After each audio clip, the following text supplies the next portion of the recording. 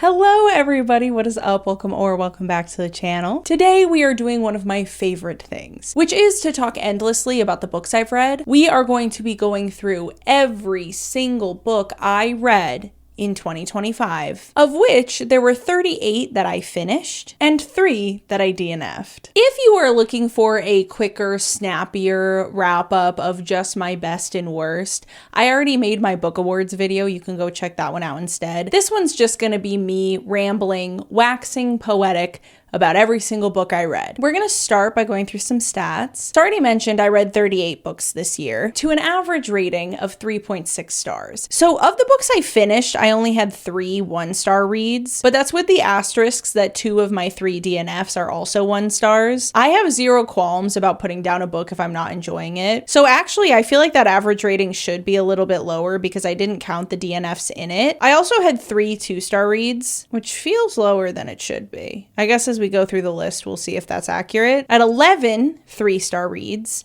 10 4-star reads, and then 11 5-star reads. All in all, I had a pretty good reading year. Enjoyed a lot of what I read. Didn't enjoy a few of them. Now let's go through my genres. Some books I did allow to be in multiple genres if I felt that it fit into multiple genres. With the exception of romance and romantasy, I did separate those pretty explicitly. I read 12 young adult novels, 13 romantasies, 9 dystopians, 7 lit fics, 4 gothic horrors, 1 monster romance, 3 romances that don't fit into romantasy or monster romance, so I guess just contemporary romances, and 3 classics. This year was a big year for romantasy for me. I was a huge contemporary romance reader 2 years ago, and I would say I transitioned to romantasy sometime last year. I feel like once you read enough contemporary romance, they can start to become a little bit dull, unfortunately, and the fantasy elements just give you another thing to be reading for, so that I both have the romance elements and the fantasy, and it makes it a little bit more entertaining for me specifically. So this year was a big romantasy year for me.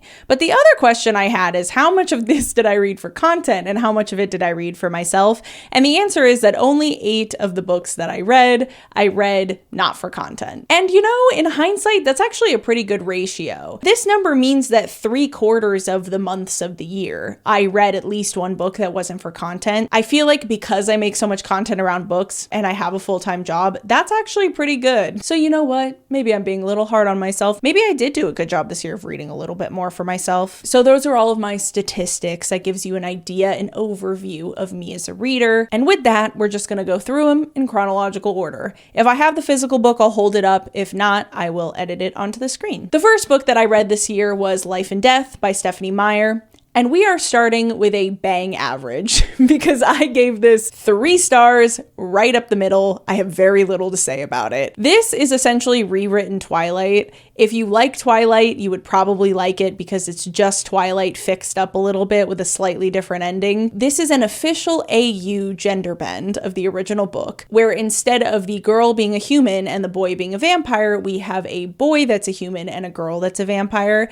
but 90% of the words are the same words from the original Twilight. And Stephanie Meyer herself said that a lot of the inspiration for this book was just her wanting to go back and fix up some of the language from the original Twilight book because it had been about a decade since she'd written it. Middle school me was so obsessed with the original and is so familiar with it that I just don't think this ever was gonna get higher than a 3 stars. Is the first book perfect? No. But is it perfect to me? Yes. And you can't fix perfect. Next up, I read Fourth Wing, Iron Flame, and Onyx Storm all right in a row. So let's start with Fourth Wing. Obviously, this book has a very, very dedicated following and is a massive hit. And there's a reason for that. And I gave it a 4 stars. I know there are some haters out there that always harp on some of the nuances of writing. This book, in my opinion, is the pinnacle of everything that is so fun about the romantasy genre. It's silly, it's campy, it's fun, but the fantasy elements are present enough that you're not going to be distracted by massive plot holes or things not really making sense. The bonds with the dragons are super fun. The romance is fun. And again, it's just a campy, fun, silly time. Is this changing the face of literature? No.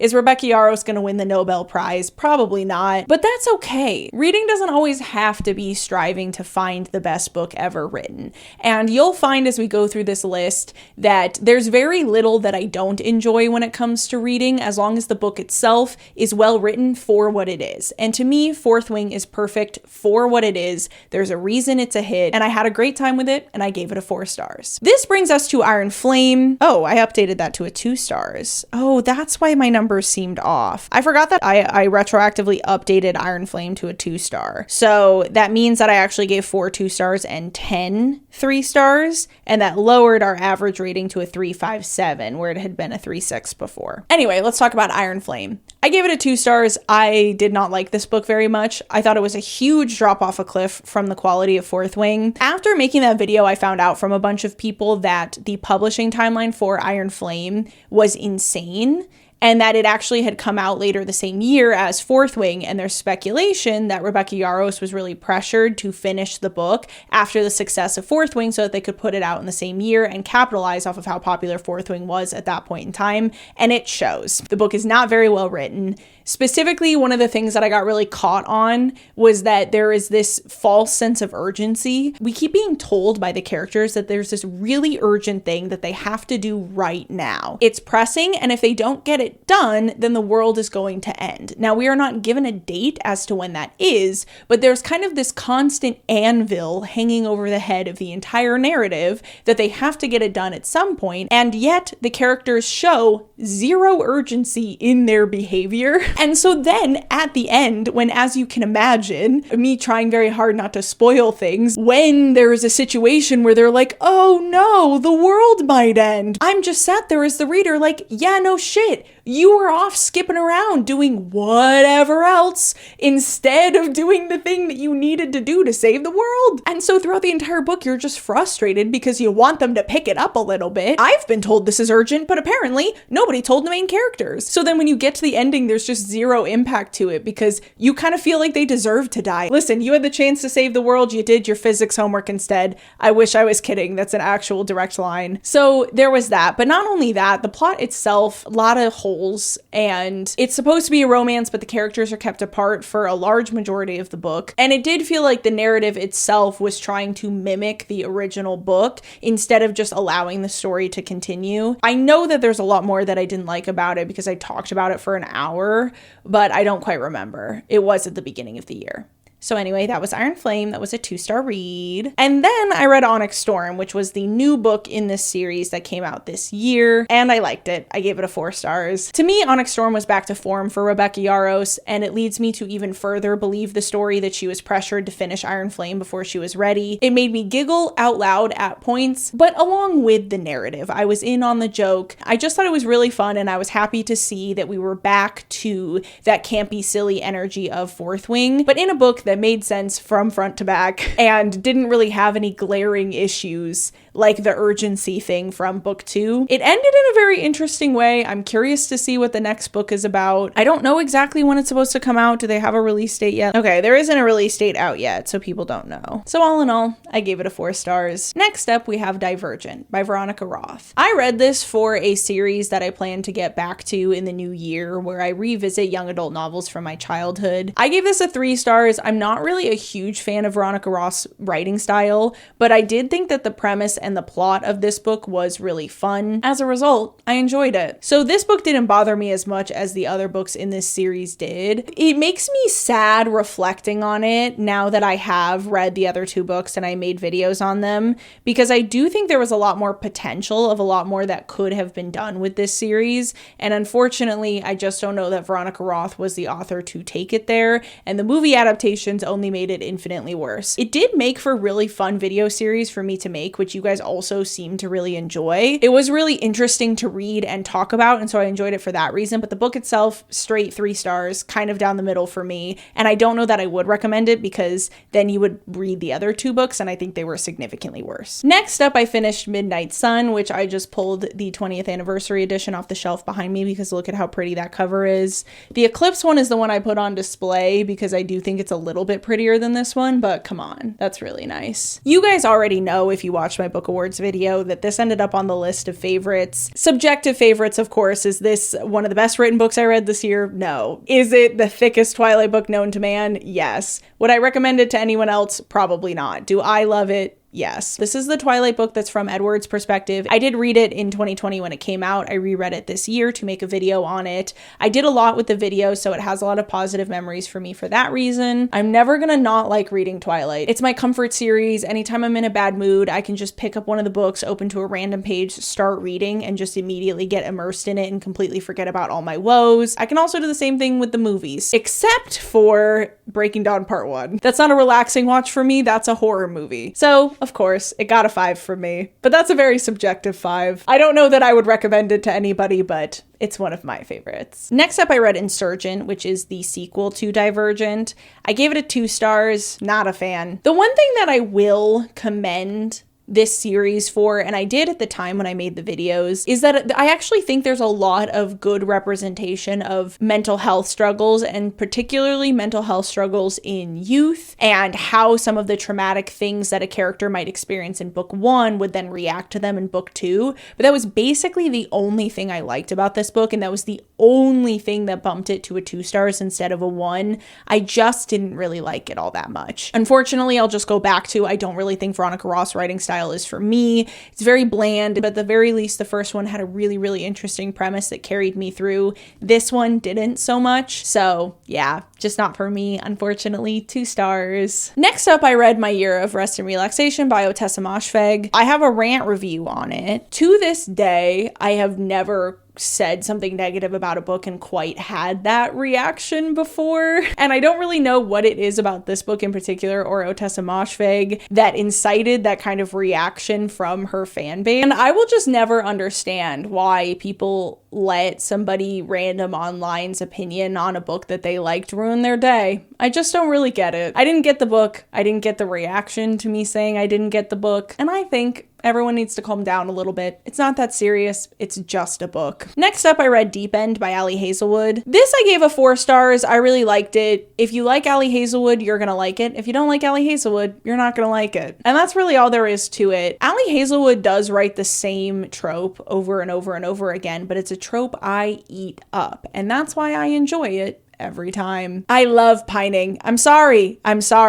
I'm a huge fan of pining. I don't know. I don't have that much to say about this book. I read it for fun. I read it because I like Ali Hazelwood. It was cute. It was fun. It was great brain off time. I was sucked in. I was hooked the whole time. I forgot I was reading a book. And that's an experience I've grown to expect from Ali Hazelwood. And that's Deep End. Next up, I read Puck and Prejudice by Leah Riley, which I gave a 1 star. I made a whole entire video talking about how much I hated this book. This book was so bad, because the premise of it is that you have a hockey player that time travels back to the 1800s and has a romance with a woman of the time. And so it's like hockey romance meets Bridgerton. And I signed up for the goofy, silly, fun, smutty time that premise entails. This book wasn't just a more serious romance than the premise needed. This book tried to make a point about feminism. And I didn't agree with the point it was trying to make. The ending of this book implies that women are in exactly the same position that we were in the 1800s as far as rights go, and I just don't agree with that. And I was sat there in the video saying over and over and over again, don't tell me I'm taking this book too seriously. I understand that I'm sitting here and commenting on the feminist merits of Puck and Prejudice, but because the author forced me to, because that's what the book ended up being about. I wanted to read about a man who introduced the concept of hockey to 1800s England. I wanted to read the characters from Bridgerton on ice. Like, that's what I signed up for. That's not what I got. What I got instead was somebody trying to take this premise seriously, ripping off Outlander directly, explicitly at very many points, not just with the time travel thing, and also openly and actively disrespecting none other than Jane Austen. Not for me, not for me. 1 star, terrible read. Next up are 3 books that I read in Japan. I did a video where I read Japanese authors in Japan. Very fun trip, very fun video. And I mostly enjoyed all the books that I read. The first was The Remains of the Day. Katsuo Ishiguro is a very, very famous author. He's won the Nobel now. And The Remains of the Day is his most famous book. This is a literary fiction. I gave it a 4 stars. It's about a butler in England who's driving around the countryside and he's just kind of thinking about the remains of the day. Nothing else happens. If you're somebody who likes your books to have plot, this is not going to be the book for you. This is very much a musings on life. There is a really interesting mystery going on. Like, you are piecing things together about something that happened with this butler's master, and you don't quite know what it is. And so throughout the book, you are kind of figuring it out, but that doesn't mean there's plot. I don't know how to explain that. It's a very, very good book. I do highly recommend it. I did really, really enjoy reading it, but I do just feel the need to warn you that if you are somebody who likes your books to have a plot, this is not one of them. Next up, I read What You Were Looking For Is in the Library by Michiko Aoyama. I gave this book a 3 stars, right down the middle for me. The book itself was a little bit dull. It was a series of short stories that are all about people who are kind of lost in life. They're searching for something, but they don't really know what that thing is. But they go to the library looking for some information. They ask the librarian for some recommendations, and she gives them some recommendations based off of what they ask for, but she also throws them a curveball. And this curveball book helps every person in this story have whatever realization they need to find the direction in life that they were looking for. And so that element of it was cute, albeit boring. It was just kind of the same story over and over and over again. So there reaches a point where you're like, okay, I get it. I wish we'd had a little bit more variation in the stories themselves, where they could have had this central connection of the library, but the actual plotline of the stories were different, when in reality, almost every single story followed the same basic structure. But this book does have a big asterisk on it that kind of makes me feel like in hindsight I should maybe bump it down to 2 stars. The librarian is overweight, and the way that all of these characters talk about the librarian is alarming. And this librarian character is very supportive of all the other characters in the books, but all these characters think very poorly of this librarian because she's overweight in like an obnoxious and very jarring way that slaps you across the face, to where it ended up on my list of most surprising reads because it was just so out of nowhere. When I was in the middle of that first story and I got to the part where the character met the librarian, I was like, pardon me? And that's not what this book was trying to be. It's not satire. It's supposed to be a wholesome read. It's supposed to be a cutesy little collection of short stories about people finding direction in life and getting community support from their library. But to me, the author's perspective on the world very clearly permeated the narrative. It's not a perspective I agree with, and it was very anger-inducing. I really feel like it should have been rated lower, but whatever. Next, I read Convenience Store Woman by Sayaka Murata. I loved this book. I gave it a 5 out of 5. It's about a woman who works in a convenience store, and you know, that's not all there is to it. And she really likes the routine of the convenience store. She loves working there. It fulfills her. She has 0 issues with it, but everyone in her life has issues with it, and they keep pushing her to move on with her life, to get married or to get a different job, whatever it might be. And she's under all this pressure from the people around her, and so she starts to make changes to her life due to that pressure, and the narrative goes from there.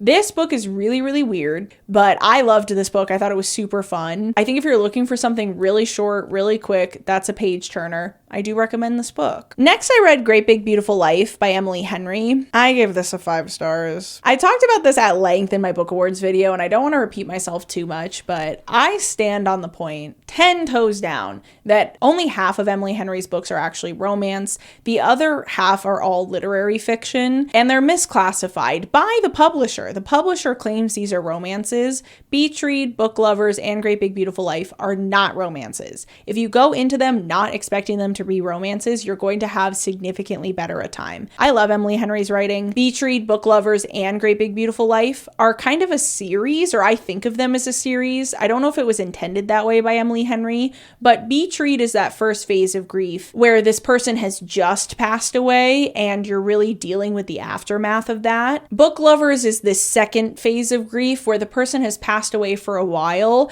but there's still some lingering things that you're having trouble with, and you're still trying to like work through those feelings. And Great Big Beautiful Life is this final phase of grief that brings you into acceptance of a person being gone. And I think they're all really beautifully done, and I do highly recommend them, but I recommend them with the asterisk of they are not romances. Do not read them expecting them to be romances. The men basically aren't in there. And why would a man be there? Oh man, what a switch. Next up we have Silver Elite by Danny Francis. 1 star. Terrible. I made a whole video about it. I cannot tell you for certain whether or not it was written with AI, and we'll never know unless the author comes forward and admits it. But I can tell you this is easily one of the worst books I read this year. It's so lazy. It's so boring. The plot didn't really make a lot of sense. I don't honestly remember that much explicitly about it, except that the naming convention was just thing with capital letter, and that captures exactly how original this book was, which is 0. There's no audience for this book. If you like romantasy, there's significantly better romantasy out there than this. You deserve better than this. And next up,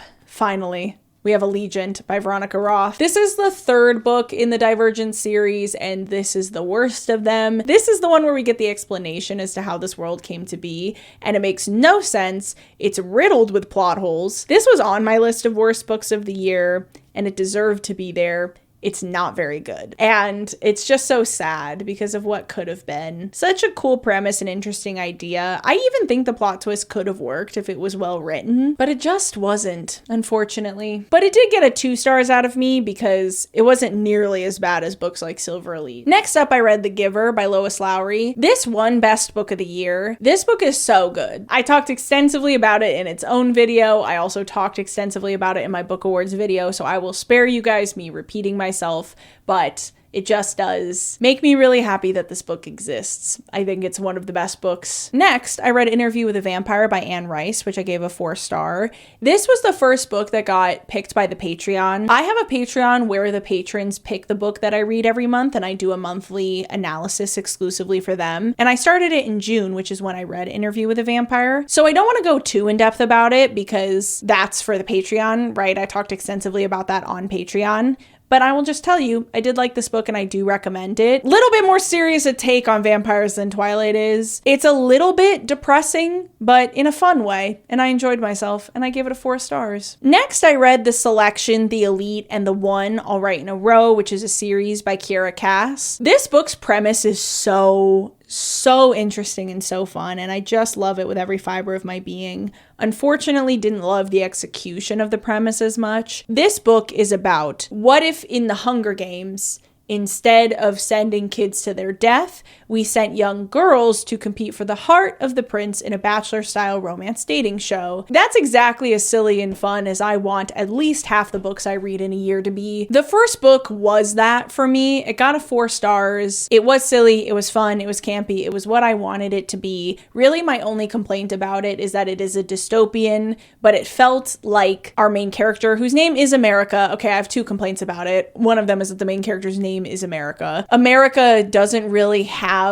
the connection, the thought that everything that's horrible about their society is perpetrated by the royal family who she's around all the time. And so it's kind of a weird read for that reason, because she doesn't seem to connect those 2 things together. But otherwise, it was a silly, goofy time and I had fun with it. But The Elite and The One both got 3 stars for me because they were also real page turners where I was hooked into them and sucked into them, and I read them very, very quickly, and honestly was entertained by them, but at points by just how ridiculous we had gotten, and the ending of the trilogy is so bad that it almost makes me not want to recommend it to anybody. Everything just gets wrapped up in such a nice little bow in a way that makes like no sense, and there was so much interesting stuff that we could have kept working with, but we didn't. And I didn't love it. So The Selection got a 4 stars from me, but The Elite and The One both got 3 stars. Then I read the next Patreon book, which was Peeta's Games, which is not actually a published book. This is a fan fiction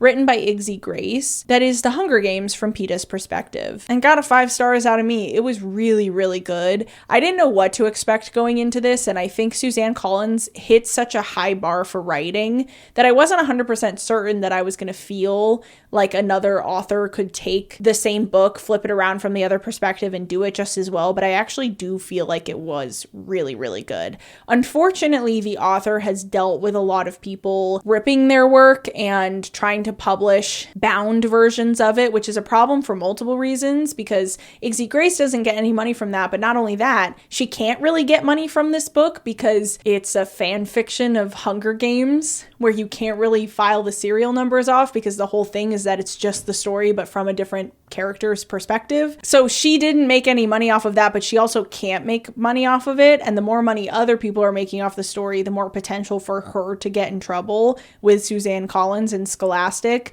So let's all just be normal. If we could. Don't buy a bound version of this book. Don't get the author in trouble. Next, I read Get in My Swamp by G.M. Ferry, which sells itself as a Shrek romance, but it's not at all. I just feel like this author didn't have nearly enough fun with this premise. They took this idea of writing a smutty romance novel about the ogre Shrek and then just made him a green, gigantic, very strong, otherwise human man. Yes, he's described as an ogre. I guess he has tusks. I've read enough monster romance in my time to expect something really silly and really goofy and really fun, and I didn't get any of those things from this book. It wasn't really goofy, it wasn't really silly, it wasn't really fun. It was just, what if you had a romance with a guy who was kind of green? And I don't know, I just feel like there's so much more we could have done. There's so much more that could have been explored. Ended up not being for me. I gave it 3 stars. Man, I was kind of nice in the middle of the year. I'm coming across a few that I'm like, I feel like I should have rated that worse than that. Next up, I read Song of Achilles, which was another Patreon book. This is by Madeline Miller. I gave it a 5 out of 5. I loved it. I highly recommend it. If you exist in the book space anywhere, then you've seen people recommending this book. The hype's deserved. It's incredible. If you've been avoiding it, if you've been putting it off, if you've been searching for the sign to finally pick it up, let this be the one. You will not be disappointed. Next, I read The Red Queen by Victoria Aveyard, which I gave a bang average 3 stars, but I am also viciously defensive of because I read it for my video where I compared it to Powerless and talked about how Powerless is alleged to be a plagiarism of The Red Queen, which I agree with, unfortunately. I read The Red Queen first. It's a YA. It doesn't describe itself as a romantasy, and by it I mean Victoria Aveyard doesn't describe it that way. She says this is a fantasy series that has elements of romance, so if you go into it expecting the romance to be the main thing, you might be a little bit disappointed. My only real issue with this book that stopped it from being a 4 stars instead of a 3 was that I felt like the pacing was pretty off, both in universe and for us, the reader. I felt like there was a lot of events happening all right in a row, and there was never really much of a moment for me, the reader, to breathe and really bond with the characters. So at points I found it kind of hard to care about what was happening to them because I just felt like I didn't really know them that well, despite the magnitude of what they'd been through at that point in the narrative. But I also felt like there were moments in the book where, I know I referenced this one in the video where I was talking about it, but the revolution finds out what a coup is. Like, they didn't know the word coup d'etat, and they're like informed of this concept, and then they're like, oh, should we try one tomorrow? And I'm like, see, so I feel like a coup is something you plan with like a few more days than just one. So both in narrative and for me, the reader, I felt like the pacing was a little strange, but I found out after making that video from some people in the comments that Victoria Aveyard was originally a screenwriter and that this was her first novel, and so the pacing issue makes a lot of sense when you think about it from that angle. And I do have it on pretty good authority from people who have read the whole series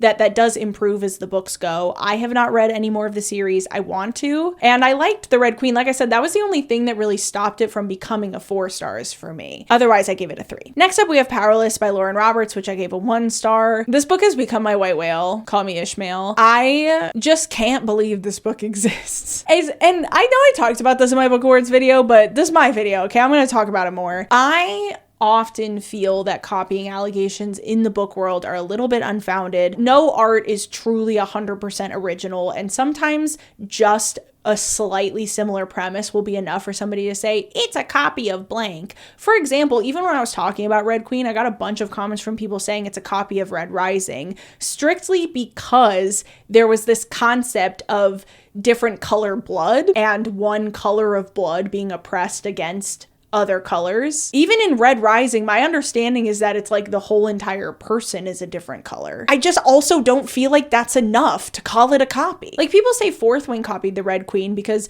both characters have silver/half silver hair, and I guess it's kind of a spoiler for both books.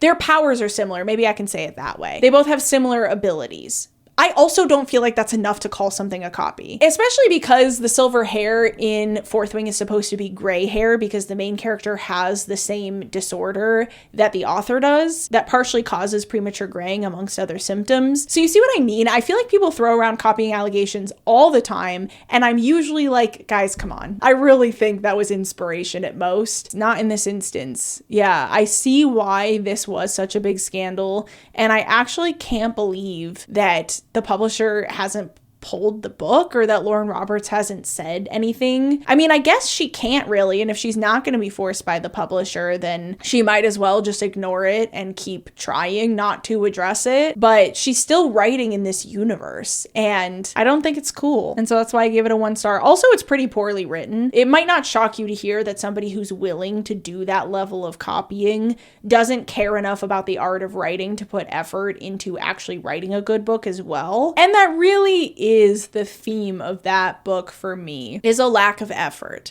There was no effort put into the plot. She just got it from somebody else and shuffled it up a little bit. There was no effort put into the dystopian aspect of it, no real thought given to the government or commentary made on society at all. There was no effort put into even putting the events in sequential order or making it clear to the reader that that wasn't the case. There were things that were set up about the main character that were just completely dropped off and basically never mentioned for the whole rest of the book. There were random traits of theirs that just popped up out of nowhere, such as being really, really good of archery out of absolutely nowhere. Zero setup for it whatsoever. Anyway, it would have gotten a 1 star for me no matter what, just because of the alleged copying that I also think is present, but it also was a poorly written book. Next up, we have The Witch's Heart by Genevieve Gornichek. This I also gave a 5 stars. This is a Norse retelling. I thought it was really good. I don't know anything about Norse mythology, so I cannot tell you if it was very accurate or not, but this was another Patreon book. It was another banger pick. I really loved it, and I do recommend it. I think you should check it out if you haven't. Next up, I read Dracula by Bram Stoker. I gave this a 4 stars. I think it was pretty good. It's obviously stood the test of time, and I do think that any book that lasts that amount of time is going to have some element of it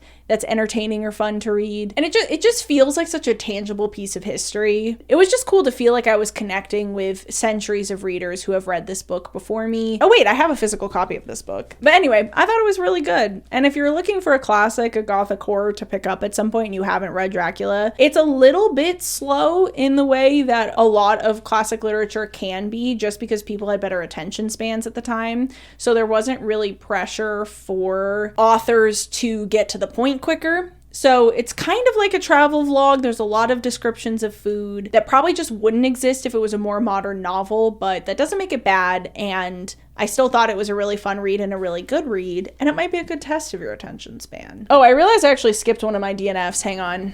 I don't really think I have to say that much about this, but I didn't finish it, so it's on my DNF list, and it also got a 1 star. Next is A Land So Wide by Aaron A. Craig. This book just fascinates and confuses me to this day. My own opinion on it, really. This is how you guys know I'm telling you the truth on my book opinions, because if I were making stuff up, why would I make up an opinion this confusing? This book is a very atmospheric, gothic horror, small town mystery meets romantasy. It's a very interesting and unique book, and the first 70% of it I tore through. The last 30% I also tore through, but more in an incredulous way. I loved the beginning of this book. I loved most of it, hated the ending, but it still got a 5 stars out of me because I don't know. I would reread it, and I want to. I gave my copy to my mom because I actually think she would really like it. So we'll see what she thinks. I'll keep you guys updated if she ends up picking it up. Is it perfect? No. Did I love it? Yes, and it was one of my favorites of the year. Next, I read Six Scorched Roses by Carissa Broadbent. Sneak peek at a video I might be working on. We'll see if any of you can figure it out. I love Carissa Broadbent. This is a novella that takes place in her Crowns of Nyaxia series. I actually have not dove into her other series, but I really want to because of how much I love the Crowns of Nyaxia series. This, in my opinion, is the weakest of all the books in the series. I gave it a 3 stars. I just don't really think there's that much here. Yes, it's a novella, but just because it's shorter doesn't mean my standards are lower. I just don't feel that this is up to par with the rest of the series, and so it was a little bit of a disappointment, but I always love a Carissa Broadbent book, and I stand by my 3 stars, which brings us right into our next book, which is Songbird in the Heart of Stone. Again, little sneak peek. Not in the way you might think. I really liked this. I gave this a 5 stars, and I later read The Fallen in the Kiss of Dusk, but maybe I'll just talk about it now because this is book 3 and this is book 4 in the main series, in this larger series called Crowns of Nyaxia, where there's going to be, this is really confusing, I'm sorry. There's 3 sets of duologies. So there's The Serpent and the Wings of Night and The Ashes and the Star-Cursed King, and those are about one couple. Then there's these 2 who are about a different couple. And then the next book she's gonna write are 2 books that are about a third couple in the universe, but they all also follow one chronological story, and there are standalone books and novellas. So there's Six Scorched Roses, and then there's also, do I have it? Oh yeah. And then there's also Slaying the Vampire Conqueror. Carissa Broadbent is a lot better at writing books than she is at titling them. I think Slaying the Vampire Conqueror is my favorite of the whole bunch. Both of the first 2 are really good. I really liked Songbird in the Heart of Stone, and I gave it a 5 stars. The Fallen in the Kiss of Dusk, I ended up giving a 4 stars because, in the interest of not giving spoilers, I'm going to be very general, but those of you who have read the series are going to understand what I'm saying. The base premise of this book is the same exact base premise of this book, which was just a little bit disappointing for me. I wanted to read something else, you know? But I think it's a testament to Carissa Broadbent's writing that I felt like the premise of the 4th one was so similar to the premise of the 3rd one that I gave it a 4 stars anyway, because I did still really like it. And I think I actually kind of like this couple better than I like the couple from the first 2. But that also might just be recency bias because it's been a few years since I've read the first 2 and I kind of want to go back and do a reread. But there's so many other books I want to read that I just don't know if I'll have the time. But I highly recommend the series if you're a fan of romantasy. I'm a really big fan and I'm looking forward to the 5th book in the series coming out in August, I'm pretty sure, August of 2026. I will be picking it up. Next, I read The Invisible Life of Addie LaRue. This was another Patreon book. I have such mixed feelings about this book.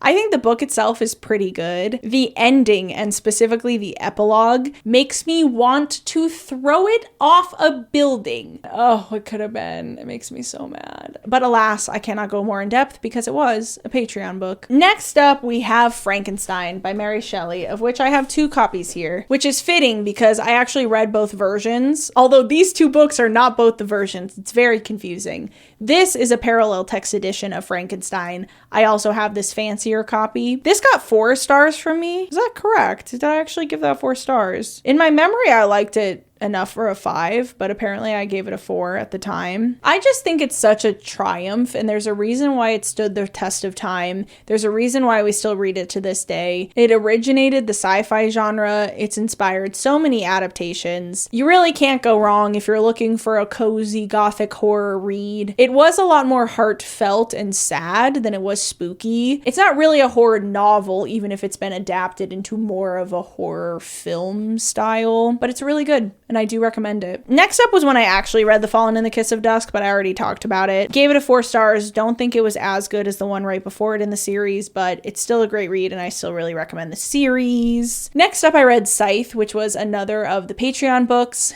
This is a dystopian about a world in which humans have solved every issue, and that includes death, through this AI called the Thunderhead. Crazy name for the AI. But they do not quite have the capability to provide all of the resources for all humans on Earth at the level that they're reproducing. And so there are these people called scythes that have to go around culling the population, essentially. It's a really, really interesting YA dystopian. I've read the whole series before, but I reread it for the Patreon pick for November, and I really liked it. I thought it was really good. I gave it 4 stars. Next, I read A Christmas Carol by Charles Dickens. This was for our Christmas special. I really liked it. It was my first Dickens. I almost immediately went and bought a few of his books from a used bookstore near me. That's one of the nice things about classics is you can literally always find them at the used bookstore. That's where I got this one too. Yeah, I just really liked it. It was a great cozy Christmas read. If you have never read it, I do recommend. It's also much shorter than I thought it was going to be. I think it's about 100 pages. Oh my God, wait, I completely skipped Sunrise on the Reaping. How did I skip Sunrise on the Reaping? It's here at the bottom of my pile, but it's not on my spreadsheet. Okay. All of my numbers and stats might not entirely be correct. I completely forgot I read Sunrise on the Reaping this year because it came out this year and I loved it and it made me cry quite a bit. I stand by the fact that for rereadability for me, this one's actually probably at the bottom of the Hunger Games series just because it was so tragic and so sad that I probably will not pick it up again. And I'm looking forward to watching the movie, but also sort of not because I know how heart-wrenching it's gonna be. But it's really good. Like, it's a very, very, very, very, very, very, very good book. Very good book. I actually think from a writing quality perspective, probably second only to Catching Fire in the series. It was just so sad. Hamish, I'm so sorry.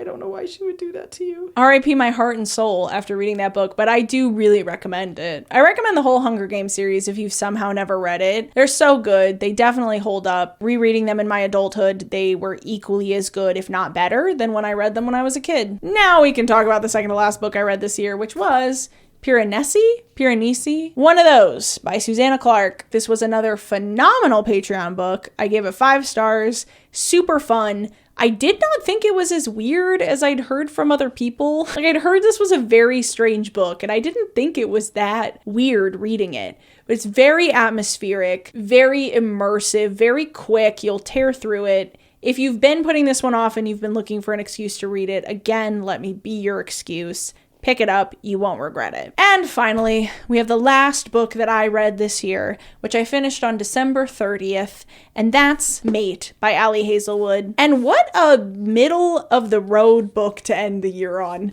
We started super mid with Life and Death, and we ended super mid with Mate. And they're both, wait a minute. They're both also black and green covers. Crazy. Anyway, this is far and away my least favorite Ali Hazelwood book, which surprises me because a lot of people really liked this, and they said they liked it better than Bride. I think Bride is a lot better than this book is, just personally. And that's saying something because I'm a huge fan of pining. But again, pining exists in every single one of Ali Hazelwood's books. So we can't use pining alone as a metric for whether or not this book was good or if I liked it. I just think this book is all over the place, honestly. And it would be hard for me to talk about it without diving into spoilers. And so let me know if you guys would want a full video talking about it. I don't know that I have an hour's worth of stuff to say on it. I just thought this book was all over the place and it kind of slingshotted you around. And very similarly to some other books that I've been critical of, just wrapped up super quickly and didn't really leave me satisfied at the end, which was a bummer, but I still gave it a 3 stars because it still was very much a page turner for me, as all of Ali Hazelwood's books are. I actually was hanging out with some people the other day and kind of itching to get home so I could finish it. So I don't know, maybe the 3 stars isn't fair, but I just felt like a 4 stars didn't make sense for how much I was like, what? The whole time I was reading it. I just think Bride's a lot better, but I hope she writes more romantic because I think she's pretty good at it. She's incredibly popular for a reason, and I love pretty much everything she's ever written. So there you go. And I also realized that I didn't put my DNFs on my list, and so I just kept forgetting to talk about them. So we are going to go through my other 2 DNFs on the year, but very quickly because my camera's overheating. Unfortunately, I'm going to have to put Wicked on there. I don't really know why this didn't work for me. I honestly think it's because I tried to read it after I watched the new movie. And so I think the hype had kind of died down for me where I'd seen the movie, so I wasn't necessarily looking forward to the movie sort of thing. And ultimately, this book is the same story as the musical, which I'm really familiar with, just more in depth. And when I got to, how far into it did I even get? Oh, I didn't even get that far into it, man. I'm like 30 pages in, but I just could not bring myself to pick it back up. And I eventually had to admit to myself that it just was a DNF,